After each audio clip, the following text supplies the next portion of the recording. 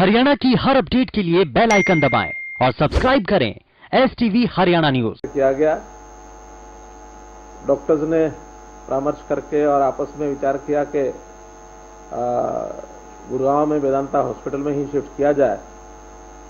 हालांकि मेरे मन में कोई ऐसा नहीं था कि मुझे कौन से हॉस्पिटल में रहना चाहिए, कौन सा नहीं रहना चाहिए, लेकिन कुछ सरकारी व्यवस्थाएं या जो व्यस्तताएं और बाकी सब बातों को ध्यान में रखते हुए भी अब वो जिस लेवल पर फैसला होना था उसी लेवल पर होना था। मैंने कोई इसमें फैसला अपना नहीं किया था कि मुझे यहीं चंडीगढ़ में रहना चाहिए, होम आइसोलेशन में रहना चाहिए, या PGI रहना चाहिए, या रोहतक जाना चाहिए, या गुड़गांव जाना चाहिए। लेकिन जिस टोली ने निर्णय करना था, मेदांता में 25 को सुबह में भर्ती हुआ और 2 दिन 26 और 27 थोड़ा टेम्परेचर भी बढ़ा था, लेकिन रूटीन में बाकी सब इलाज दवाइयाँ सब चलती रही, टेस्ट वेस्ट सारे हुए और 10 तारीख को वहाँ से डिस्चार्ज होकर के 3 दिन में गुड़गांव का जो रेस्ट हाउस है वहाँ रहा। वहाँ भी डॉक्टर्स की देखरेख में वो आते जाते रहे और 13 तारीख को या 14 को यहाँ आया मैं। 14 को मैं चंडीगढ़ आ गया था। अभी भी डॉक्टर्स की लगातार निगरानी बनी हुई है। ये ठीक है कि डॉक्टर्स ने कहा कि लगातार 8-10 दिन विश्राम की हालत में रहना है, लेकिन मुझे भी यह है कि इतने दिन हो गए सब लोगों से मिलना जुलना, अपने साथियों से, मंत्रियों से, विधायकों से, अधिकारियों से, और फिर आज लगा कि हम अपने पत्रकार मित्रों से भी एक बार रूबरू हो लें। बहुत ज़्यादा तो मैं आज शायद उस प्रकार के विषयों पर आगे नहीं बढ़ूंगा, आपकी अपेक्षा हो सकता है कुछ ज़्यादा विषयों पर बढ़ने की हो, लेकिन वो सारे साथी हमारे सारी बातचीत कर रहे हैं, बता रहे हैं उसमें जो चीज़ें चल रही हैं ठीक दिशा में चल रही हैं और 2-4 दिन में ज़रा ठीक होकर के एक आध बार फिर मिलने का भी अपना कार्यक्रम बना लेंगे। अभी तो मुख्य रूप से जो चल रहा है विषय खास करके किसानों वाला, और किसानों में भी उनकी प्रोक्योरमेंट का विषय, और जिस प्रकार के कुछ संशय शंकाएं बन गई उनका भी समाधान वो सब हम कर रहे हैं।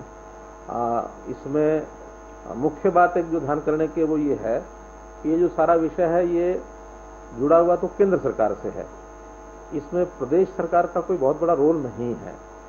प्रदेश सरकार ने तो जो केंद्र में कानून बनेगा उसको फॉलो करना है, या जो कानून बन जाएंगे संभवतः आज ही उस पर वोटिंग होगी तो उस कानून के आधार के ऊपर जो हमारे लिए शेष बचेगा, जिसमें कोई शंकाएं दूर करने के लिए हम एडिशनल प्रोविजन कुछ कर सकते हैं, तो वो हम स्टेट की ओर से करेंगे। मानो किसी भी इवेंचुअलिटी में किसी भी व्यक्ति के ऊपर किसी प्रकार की कोई कठिनाई आती है, चाहे वो किसान है, चाहे वो आड़ती है, चाहे कोई भी हितधारक जिसका हित उसमें मानो लगता है कि उसको तकलीफ होनी शुरू होती है, तो हमारे पास सारे रास्ते खुले हैं। जो उस एक्ट की लिमिटेशन है उस लिमिटेशन के अंतर्गत जितना भी हम कर पाएंगे सब काम करेंगे। किसी भी बात को हम मानो पीछे नहीं हटेंगे, किसी के बिजनेस पर आंच नहीं आने देंगे। हाँ, किसी दबाव में किसी एक का हित दूसरे के हित के साथ अगर टकराव खाता है तो उस टकराव को दूर करेंगे, सबके अपने अपने हित ये बने रहें। इसमें सबसे पहला तो विषय है कि प्रोक्योरमेंट का जो विषय है, प्रोक्योरमेंट में पहले भी हम घोषणा कर चुके हैं कि ये जो प्रोक्योरमेंट है ये जैसी पहले चल रही थी वैसे ही प्रोक्योरमेंट ये चलती रहेगी। इसमें जो मंडीकरण है, हमारा जो मंडियों की व्यवस्था है, इसमें कोई परिवर्तन नहीं है। MSP पर ही खरीदा जाएगा। जो फसलें हम पहले खरीदते हैं वो सब खरीदेंगे। इस बार धान है, बाजरा है, मक्का है, मूंग है, चारों फसलें MSP पर एक एक दाना खरीदा जाएगा। किसी को भी कोई कठिनाई नहीं आने दी जाएगी।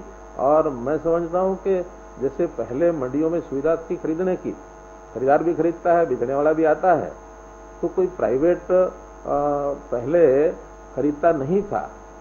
अगर कहीं प्राइवेट खरीदता था कोई तो एक ही उसके ऊपर बंधन था कि चूंकि मार्केट एरिया एक तय होता था, उस मार्केट एरिया के अंदर सारी फसल मंडी में आएगी।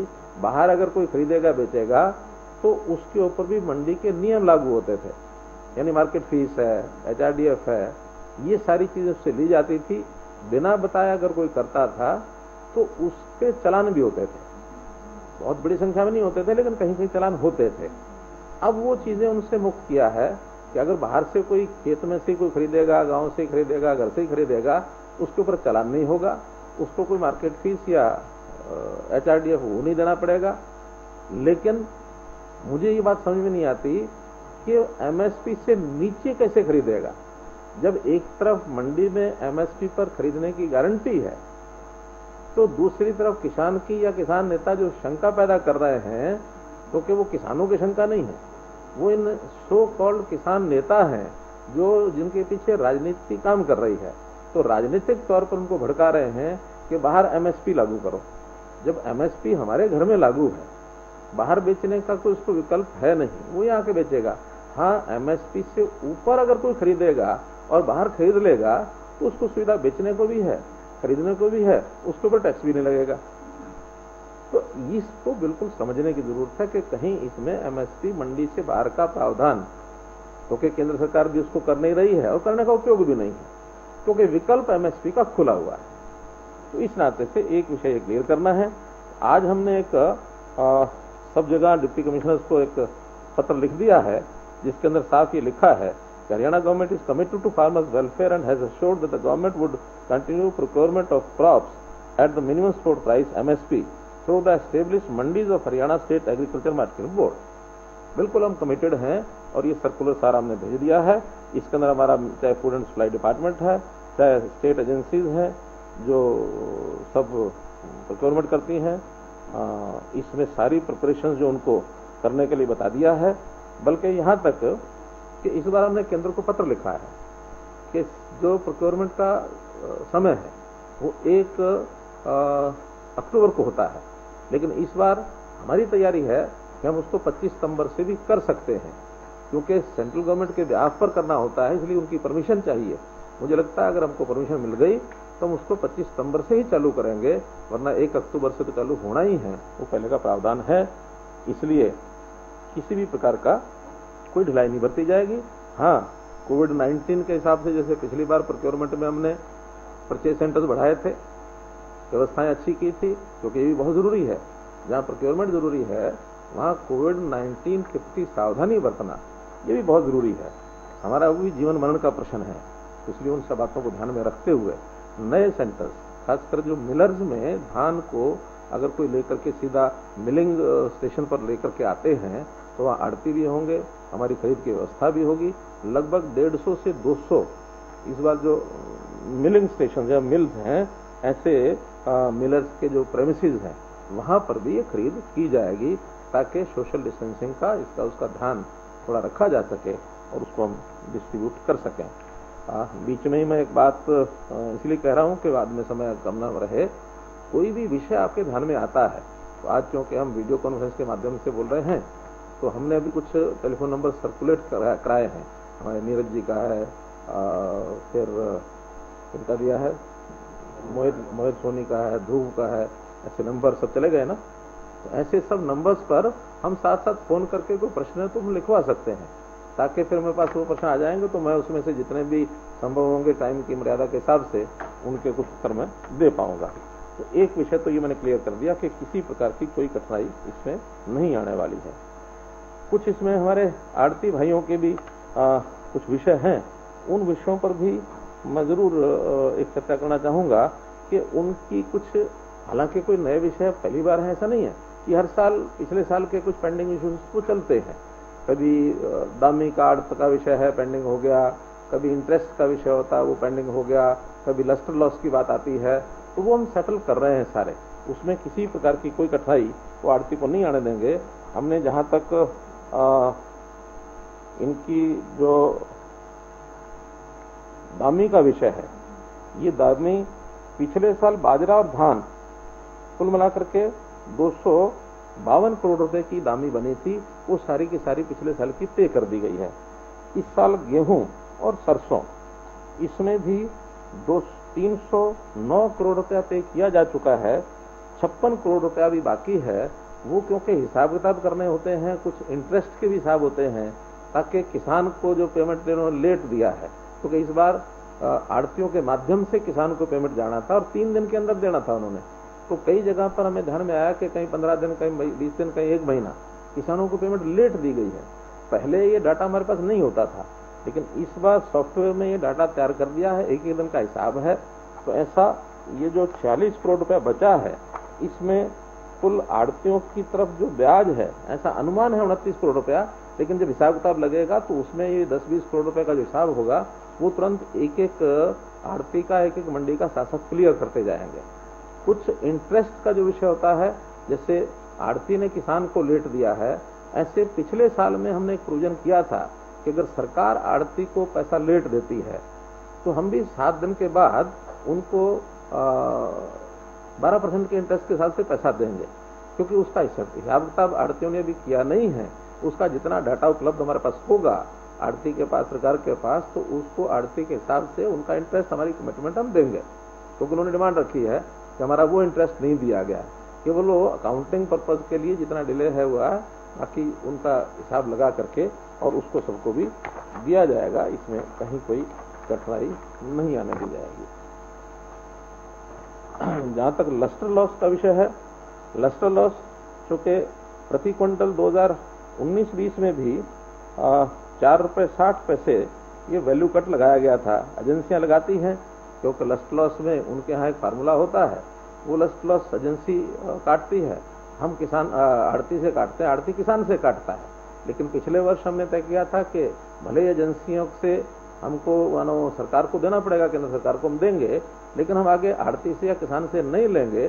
तो पिछली बार 19 करोड़ 37 लाख रुपया सरकार ने दिया था। इस बार भी ये जो 4 रुपये 81 पैसे का वैल्यू कट लगाने की जो इंस्ट्रक्शन आई हुई है, उस इंस्ट्रक्शन के हिसाब से 26 करोड़ 28 लाख रुपया बनता है। इसके लिए भी हमारी एक एजेंसी ने उनको पत्र लिख दिया था काटने के लिए, लेकिन विड्रा कर लिया है हेड की ओर से कि अब वो नहीं काटा जाएगा और हरियाणा सरकार ही ये 26 करोड़ 28 लाख रुपया अपनी ओर से देगी। इसमें भी कहीं कोई कठिनाई नहीं आएगी।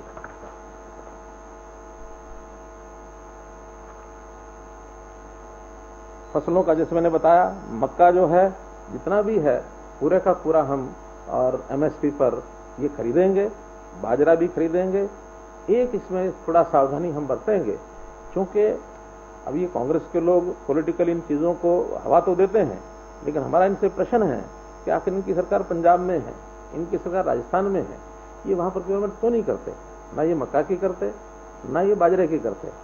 और चूंकि मक्का और बाजरा एमएसपी पर हरियाणा सरकार हम ही अब जब से आए हैं तब से कर रहे हैं, तब से इन प्रांतों के लोग भी अपना मक्का और बाजरा यहां ला करके बेचना शुरू कर दिया है।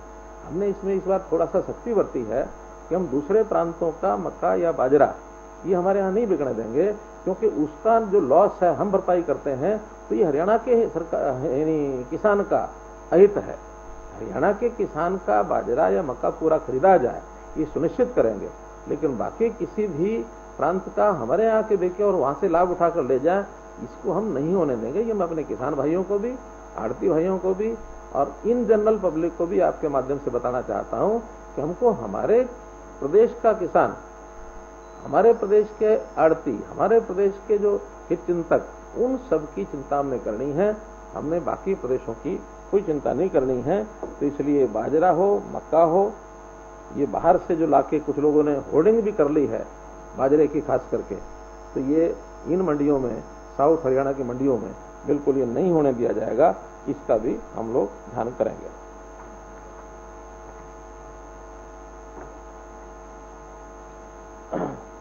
जहां तक इन अध्यादेशों का विषय है, बहुत बार ये सारा विषय स्पष्ट किया जा चुका है। फिर से मैं बताता हूं कि पूरा देश एक भारत एक कृषि बाजार, इस नाते से ये किया जा रहा है। और ये भूमि, ये जो कृषि बाजार के सुधार हैं, इन कृषि बाजार के सुधारों की बात कोई आज से नहीं चल रही है, वर्षों से चल रही है। और इवन कांग्रेस के समय भी कुछ काम किए गए, कुछ छोड़ दिए गए। आपको ध्यान में होगा जब 2014 से पहले केंद्र में भी सरकार कांग्रेस की थी, हरियाणा में भी कांग्रेस की थी, उस समय फल और सब्जियां इस मार्केटिंग सिस्टम में से, इस एक्ट में से हटा दिए थे। उन्होंने हटाए थे कि कहीं बेचे, कहीं करें, कुछ भी करें, हमारे प्रावधान में नहीं है। ये कांग्रेस ने किया। और तो और इस बार जो लोकसभा का कांग्रेस का मैनिफेस्टो था, उस मैनिफेस्टो में भी उन्होंने स्पष्ट लिखा है कि कांग्रेस कृषि क्षेत्र के विकास की योजनाओं और कार्यक्रम को बनाने के लिए एक स्थायी राष्ट्रीय आयोग, कृषि विकास एवं योजना आयोग की स्थापना करेगी, जिसमें किसान, कृषि वैज्ञानिक, कृषि अर्थशास्त्री सम्मिलित होंगे।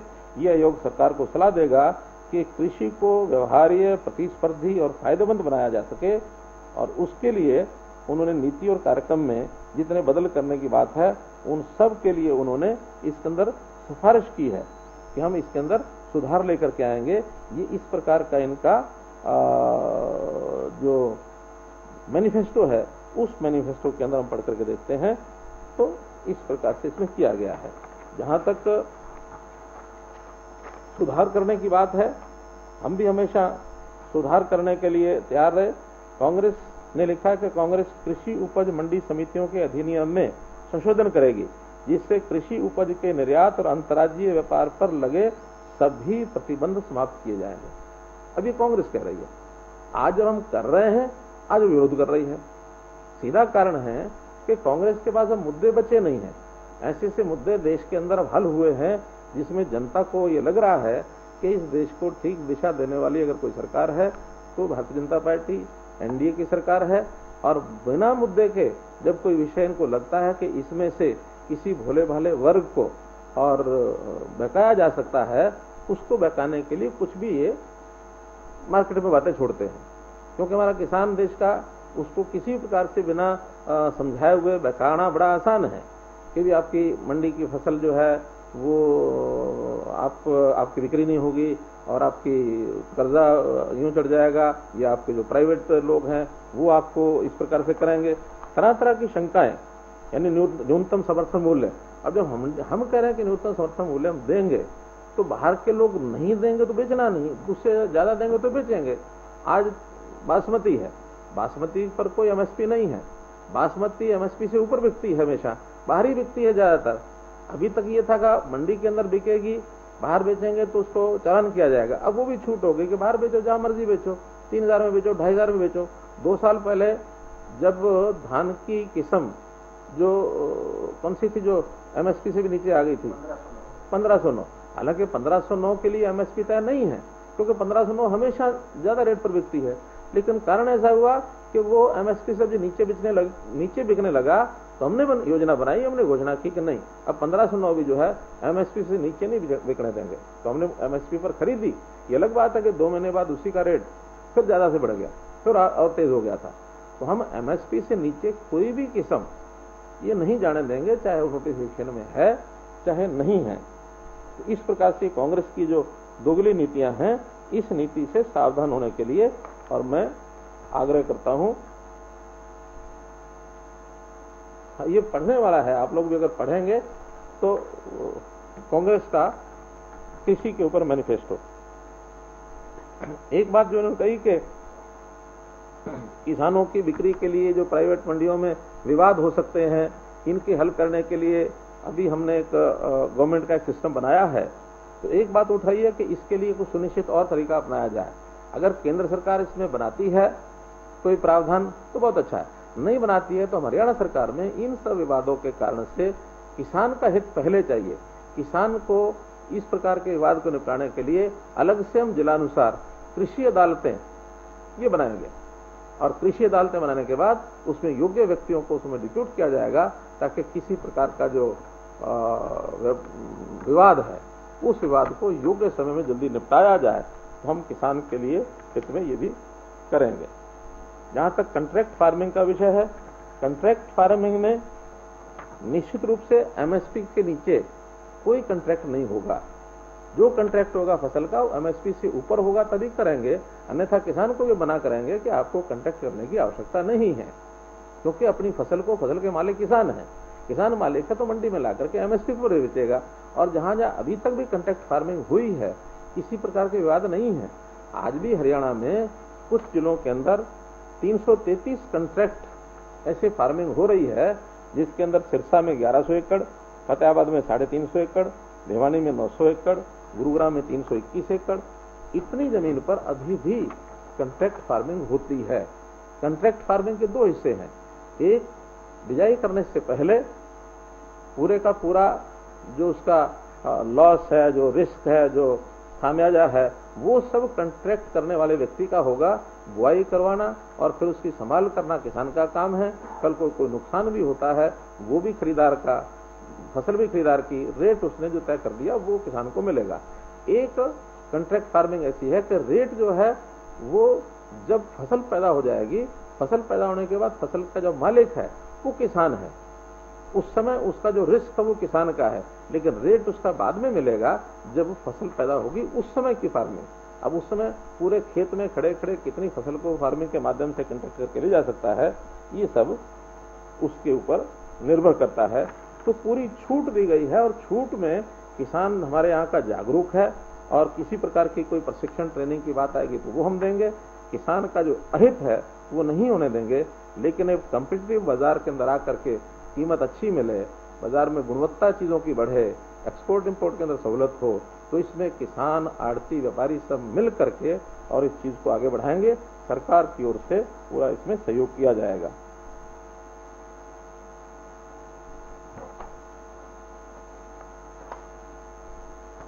तो मित्रों, कुल मिलाकर के ये सब विषय ऐसे हैं। हम केवल इतना ही नहीं, प्रोक्योरमेंट और किसान के आज के 3 अध्यादेश का विषय नहीं है। किसानों के हित में जितनी योजनाएं बनाई हैं, मेरा ख्याल है कि हम आसपास के प्रदेशों में सबसे आगे किसानों की योजना बना करके लाए हैं। चाहे वो मेरी फसल मेरा ब्यौरा पर रजिस्ट्रेशन का विषय हो, चाहे मेरा पानी मेरी विरासत हो, चाहे भावांतर भरपाई योजना हो, चाहे इरिगेशन में हमने माइक्रो इरिगेशन के नए नए प्रोजेक्ट लगाए हो, चाहे हमने बिजली के अंदर कितने सुधार किए ताकि बिजली की भी किसी प्रकार की कठिनाई उनको न आए। तो ऐसे इतने सारे विषय, क्योंकि पिछली बार एक बार किसानों के विषय को लेकर के मैंने एक विशेष प्रेस कॉन्फ्रेंस की थी, उसके बताया था कि किसान के सब प्रकार के विषय, उसमें चाहे मुआवजा देने की बात है, कस्टम हायरिंग सेंटर की बात है, एफपीओ की बात है, जहां तक स्वामीनाथन रिपोर्ट की बात है, एक विषय क्लियर करना जरूरी है। स्वामीनाथन की रिकमेंडेशन सबकी सब वो लागू हो चुकी हैं।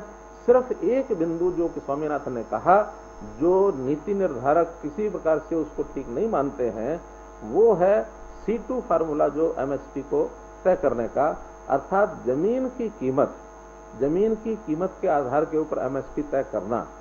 वो संभव इसलिए नहीं है कि आज हरियाणा में अगर हम लें तो महेंद्रगढ़ जिला ऐसा है जहां जमीन की कीमत 10 लाख 15 लाख रुपए एकड़ की है, और अगर हम पास में फरीदाबाद जिला, गुड़गांव जिला और रेवाड़ी जिला और इधर आगे आ जाएं झज्जर जिला, तो यहाँ 2 करोड़ से लेकर के 10 करोड़ रुपए तक की जमीन है। तो 2 करोड़ रुपए से लेकर 10 करोड़ रुपए तक की जमीन और एक तरफ 10 लाख 15 लाख रुपए एकड़ की जमीन, उसके हिसाब से एमएसपी संभव ही नहीं है एक एमएसपी करना। तो एमएसपी में तो यूनिफॉर्मिटी जरूर चाहिए ताकि पूरे प्रदेश में, अब तो एक बाजार एक देश हो गया तो पूरे देश में रेट के कंपटीशन आएंगे। इसलिए एमएसपी में जमीन की कीमत के आधार मान करके किसी प्रकार का तय करना संभव ही नहीं है। इसलिए जो चीज असंभव है उस चीज को मानना कभी भी संभव नहीं। आखिर तो स्वामीनाथन की एक रिपोर्ट है, वो कोई कानून नहीं है। उस रिपोर्ट के आधार पर सरकार सोचती है क्या ठीक है क्या गलत है। 201 रिकमेंडेशन स्वामीनाथन की सब सिर्फ इस जमीन की वैल्यू को छोड़ करके सब लागू की जा चुकी है। तो मित्रों, विषय काफी कुछ जो थे वो मैंने बताया, और अंत में तो मैं इतना ही कहूंगा कि ये महामारी के दिन है। इस महामारी के दिन में सब चीजें महत्वपूर्ण होते हुए सबसे ज्यादा महत्वपूर्ण है जान है तो जहान है।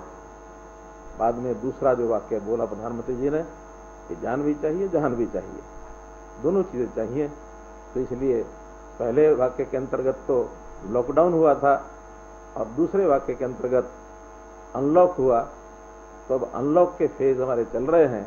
तो लॉकडाउन अनलॉक दोनों का पर्पस एक ही है कि हमारा जो शरीर ठीक रहे, हमारा सामाजिक जीवन ठीक रहे, हमारा व्यावसायिक जीवन, व्यापारिक जीवन ठीक रहे, हमारा औद्योगिक जीवन ठीक रहे, हमारे सब प्रकार के सिस्टम ठीक रहें। तो कोरोना से बचना, सब मिलकर के इस गाड़ी को आगे बढ़ाएं। बहुत बहुत धन्यवाद। कोई याद नहीं रखता।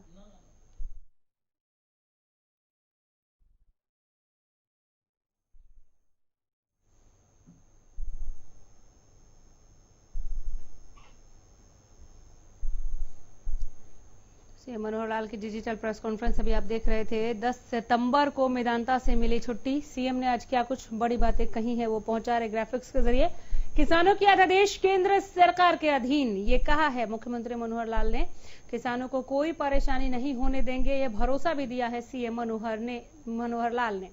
पहले की तरह सब चलता रहेगा। सीएम की बड़ी बातें, किसानों से कहा कि पहले की तरह सब चलता रहेगा, मंडियों के बाहर से फसल खरीद हो सकेगी। नेता किसानों को बेवजह भड़का रहे हैं।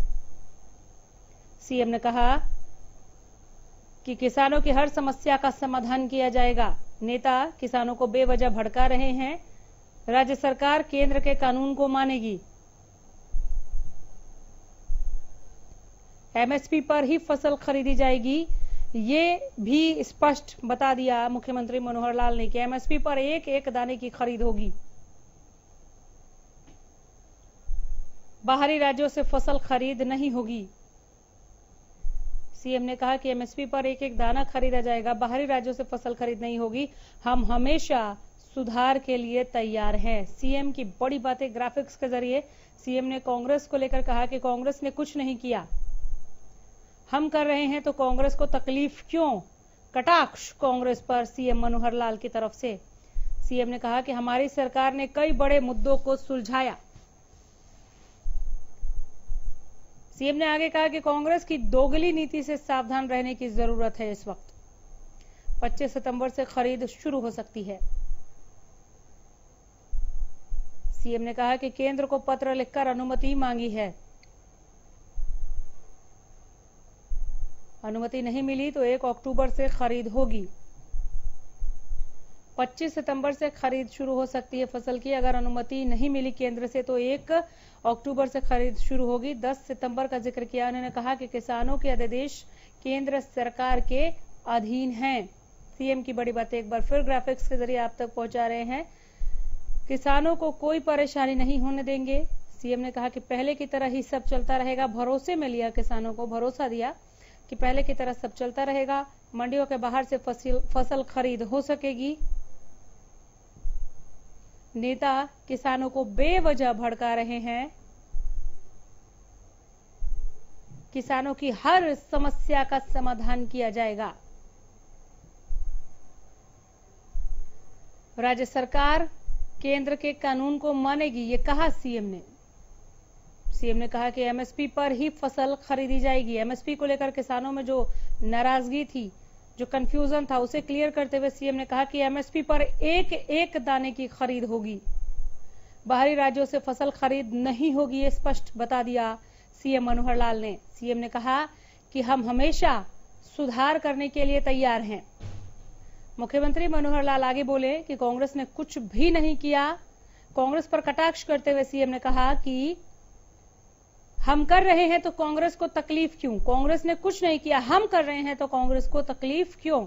हमारी सरकार ने कई बड़े मुद्दों को सुलझाया। इसके आगे भी कांग्रेस का जिक्र किया सीएम ने। कहा कि कांग्रेस की दोगली नीति से सावधान रहने की जरूरत है। सीएम बोले कि 25 सितंबर से खरीद शुरू हो सकती है, जिसके लिए केंद्र को पत्र लिखकर अनुमति मांगी है। सीएम ने कहा कि अगर अनुमति नहीं मिली खरीद के लिए तो 1 अक्टूबर से खरीद शुरू होगी। 10 सितंबर को मेदांता से छुट्टी मिली। कोरोना से जंग जीत कर लौटे हैं सीएम। किसानों के अध्यादेश पर आज खुलकर बोले। सीएम की बड़ी बातें ग्राफिक्स के जरिए एक बार फिर से आपकी टीवी स्क्रीन तक पहुंचा रहे हैं। दरअसल सीएम मनोहर लाल ने आज डिजिटल प्रेस कॉन्फ्रेंस की, जहां पर उन्होंने ये बातें रखी।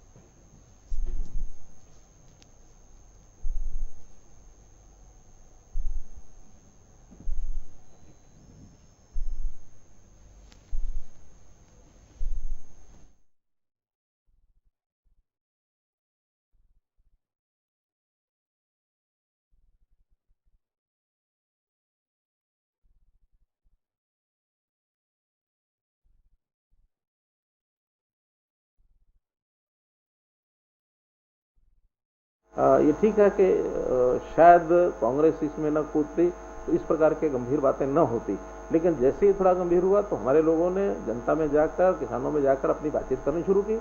आज निश्चित रूप से किसानों में एक बड़ा वर्ग ऐसा है जो ये कहता है कि अध्यादेश किसान के हित में है, खास करके जो हमारे प्रोग्रेसिव किसान हैं, खास करके जो हमारे एफपीओज हैं, तो इस ओर आगे बढ़ रहे हैं लोग कि इस प्रकार के कामों से किसान का भला हो सकता है, उसको दाम अच्छा मिल सकता है और उसको स्वतंत्रता मिली है। स्वतंत्रता में पहले उसके पास एक रास्ता था, अब उसको दो रास्ते मिले हैं। दूसरा रास्ता एक एडिशनल है, पहला कोई बंद नहीं हुआ है, तो इसलिए जो एक के दो रास्ते मिले हैं तो इसमें कोई कारण नहीं है कि किसान को और कोई तकलीफ होती हो। हाँ, बहुत लोगों को तो पता ही नहीं है कि अध्यादेश क्या है, प्रावधान क्या है, और जैसे पीछे लगने के विषय होते हैं तो लोग लग लेते हैं।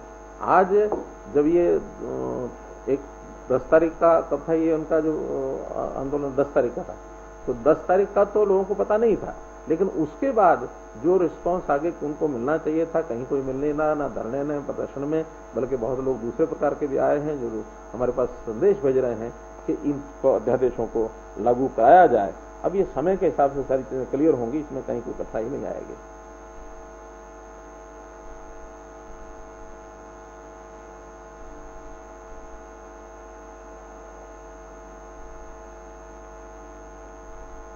कोविड पोस्टर्स महावीर सैनी जी कह रहे हैं कि पंजाब चंडीगढ़ में हैं, हाँ मनवीर सैनी जी के discontinue system of pasting information poster, does Haryana has any such plan of discontinue. अब देखिए, ये तो हर प्रदेश की अपने अपनी पॉलिसी रहती है, योजना रहती है, एक टेम्परेरी विषय है, कोई लंबे तो नहीं है। वो पोस्टर लगाने का हेतु तो केवल इतना ही था कि लोग जो हैं एक डिस्टेंसिंग ये रखें। डिस्टेंसिंग माने सोशल डिस्टेंसिंग। अब वो डिस्टेंसिंग और सोशल डिस्टेंसिंग तक तो ठीक था, लेकिन कहीं कहीं ऐसे उदाहरण आ गए कि उसको अनटचेबिलिटी तक लोग ले गए कि भी यहाँ पोस्टर लग गया तो बिल्कुल अनटचेबल जैसे हो गए। वो स्थिति अब नहीं है, और अब उस प्रकार के कोई बहुत सख्ती से इसको लागू भी नहीं किया जा रहा है। हाँ, कहीं कहीं क्योंकि इंस्ट्रक्शन है लागू करने की, तो कहीं लागू करते भी हैं। अब जैसे पंजाब ने और चंडीगढ़ ने इसको डिसकंटिन्यू किया है, हम भी अपनी मीटिंग में विचार करेंगे कि इसके ऊपर कोई निर्णय लेने की आवश्यकता होगी तो अदरवाइज भी हम ले सकते हैं। राकेश गुप्ता जी बता रहे हैं कि आड़तियों का आरोप है कि गेहूं की कमीशन अभी तक नहीं मिली है। कमीशन, ये मैंने उत्तर दे दिया है सारा कि सारी दामी जो है लगभग 49-52 करोड़ रुपए बाकी बची है, उसमें भी चूंकि कुछ इंटरेस्ट का। बीजेपी प्रवक्ता डॉक्टर संजय शर्मा हमारे साथ जुड़ गए हैं ज्यादा बातचीत के लिए। डॉक्टर संजय, बहुत स्वागत है हरियाणा न्यूज पर आपका। डिजिटल प्रेस कॉन्फ्रेंस इस वक्त हम देख रहे थे, सीएम साहब की किसानों को लेकर बहुत खुलकर बोले हैं और कांग्रेस पर कटाक्ष भी की। उन्होंने कुछ नहीं किया, हम कर रहे हैं तो तकलीफ क्यों। काफी हद तक किसानों के डाउट्स को क्लियर करने की कोशिश की है सीएम ने इसमें। बिल्कुल अनामिका जी, आदरणीय मुख्यमंत्री ने जो बात बताई है वो अक्षरशः सच है, और ये जो तीनों अध्यादेश हैं इसका उद्देश्य जो किसान हैं उनकी आर्थिक स्थिति को और उनके अधिकारों के संरक्षण करने के लिए लेकर के ये अध्यादेश आए हैं। क्योंकि कांग्रेस के लोगों ने कभी भी किसानों के हित में किया कुछ नहीं, लेकिन भ्रम फैला करके केवल अपनी राजनीतिक रोटियां सेकने में वो लोग लगे हुए हैं। अभी इसी महीने के आखिर तक धान की फसल की एमएसपी पर खरीद सरकार शुरू कर देगी तो लोगों की पोल खुल जाएगी। जो ये लोग गंडोरा पीटते हुए कांग्रेस के कुछ पिट्ठू ऐसे लोग जो चेहरा बना करके किसान नेता से आए हुए हैं, एक्चुअल में वो सब लोग केवल अपनी राजनीतिक रोटियां सेक करके किसानों को झूठ बोल के कि एमएसपी बंद हो जाएगी, मंडी बंद हो जाएगी, केवल उनको बरगलाने का काम करते हैं। सच्चाई इसमें कहीं नहीं है। ये तो केवल दूसरा तीसरा रास्ता किसान को दिया है। परंपरागत रूप से जो पहले खरीद होती थी, खरीद उसी तरह से सरकार करेगी।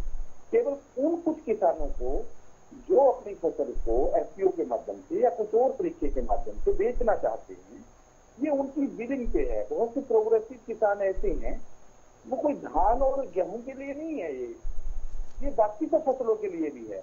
वो किसान कहीं पर अपने प्रदेश में, अपने देश के किसी भी प्रदेश में अपने मूल्य आधारित करके अपनी फसल सर को बेच एक मिनट सकता है। माफी चाहूंगी, रोक रही हूँ आपको बीच में, एक बार और सुन लेते हैं कि सीएम क्या कह रहे हैं। कि स्टेट गवर्नमेंट अपने एमएसपी पर क्या क्या चीज खरीदती है। जैसे मैंने बताया, पंजाब और राजस्थान आप पता कर लीजिए, कोई एमएसपी पर ना धान खरीदते हैं, ना बाजरा खरीदते हैं, ना सरसों खरीदते हैं, मूंग नहीं खरीदते, सूरजमुखी नहीं खरीदते। हमारे यहाँ 6-7 फसलें ऐसी हो गई हैं कि जिसको एमएसपी पर खरीदना शुरू किया है, क्योंकि सारी कंजम्पशन स्टेट को खुद करनी पड़ती है। तो जिस की कंजम्पशन करने की स्थिति हमारी बनती जाएगी, उन चीजों को हम एमएसपी खरीदते चले जाएंगे। कुछ चीजें तो हम खरीद करके दोबारा भी वापस बेचते हैं और जो घाटा होता है उसको भावांतर भरपाई योजना में डालते हैं। जैसे पिछली बार सरसों और बाजरा दोनों चीजें सरप्लस होने के बाद हमने बिक्री की, वापस उसको रीसेल किया मंडियों में, और रीसेल करने के बाद वो कम दाम पर बिकी तो उसका घाटा जो है वो सरकार ने भावांतर भरपाई योजना के अंतर्गत और किया है। ठीक है, बहुत प्रश्न हो गए, समय भी 4 बजने वाला है। मुख्यमंत्री स्वस्थ होकर आ गए। कोरोना पॉजिटिव साथी विधायक व्यक्ति प्लाज्मा डोनेट करेंगे अगर डॉक्टर मोदी। बहुत बढ़िया आपने प्रश्न पूछा है। मित्रों, मैं घोषणा करता हूं कि जैसे ही डॉक्टर्स की सलाह मुझे मिलेगी, और मैंने कह दिया है कि मैं जब स्वस्थ हो जाता हूं तो मेरे प्लाज्मा का उपयोग अगर किसी कोविड मरीज को ठीक करने में उपयोगी होता है तो मैं निश्चित रूप से अपना प्लाज्मा डोनेट करने की इच्छा करता हूं। और मैं जैसे ही 10 दिन के बाद डॉक्टर को कहूंगा कि मैं स्वस्थ हूं और मेरा प्लाज्मा डोनेशन जो है वो कहीं भी किसी जगह करा लिया जाए।